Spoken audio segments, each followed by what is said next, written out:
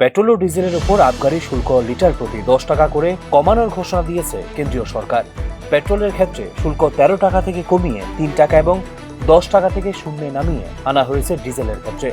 তবে এই ঘোষণার পরও সাধারণ ভোক্তাদের জন্য জ্বালানির দামে তাৎক্ষণিক বড় ধরনের স্বস্তির সম্ভাবনা খুবই ক্ষীণ বলে মনে করছে বিশেষজ্ঞরা।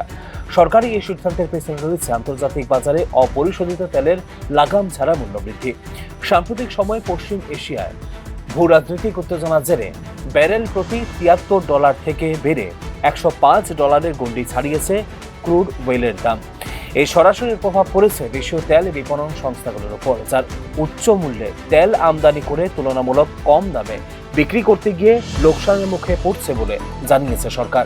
এই প্রেক্ষাপটে মূলত দাম বৃদ্ধির চাপ নিয়ন্ত্রণের একটি পদক্ষেপ হিসেবে দেখা হচ্ছে আবগারি শুল্ক কমানোর সিদ্ধান্তকে।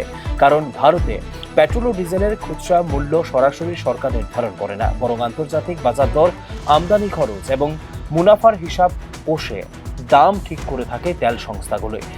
ফলে কর কমানোর হলেও সেই সুবিধা পুরোপুরি গ্রাহকদের কাছে পৌঁছাবে কিনা তা নিয়ে রয়েছে যথেষ্ট অনিশ্চয়তা। বিশেষজ্ঞদের মতে দীর্ঘদিন ধরে তেলের দামে সংশোধন না হওয়ায় প্রতি লিটারে উল্লেখযোগ্য পরিমাণ লোকসানের সম্মুখীন হয়েছে সংস্থাগুলি। এই পরিস্থিতিতে কর ছাড়ের ফলে প্রাপ্ত আর্থিক স্বস্তি তারা নিজেদের ক্ষতি পোষাতেই ব্যবহার করতে পারে, ফলে খুচরা দামে নাও দেখা যেতে পারে তাৎক্ষণিক হ্রাস। এদিকে বেসরকারি তেল সংস্থাগুলোর সাম্প্রতিক পদক্ষেপও স্পষ্ট করেছে পরিস্থিতির জটিলতা।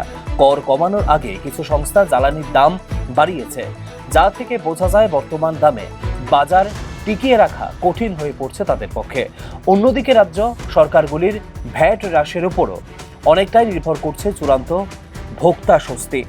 যদি রাজ্যগুলো কর কমায় তবে পাম্পে গিয়ে কিছুটা হলেও দাম কমার সুফল পেতে পারেন গ্রাহকরা। সব মিলিয়ে বলা যায় তাৎক্ষণিকভাবে দাম কমানোর বদলে জ্বালানির মূল্যবৃদ্ধিকে নিয়ন্ত্রণ রাখার একটি কৌশল হলো কেন্দ্রের এই সিদ্ধান্ত।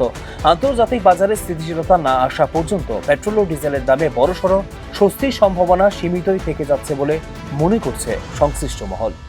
Bureau report, news now.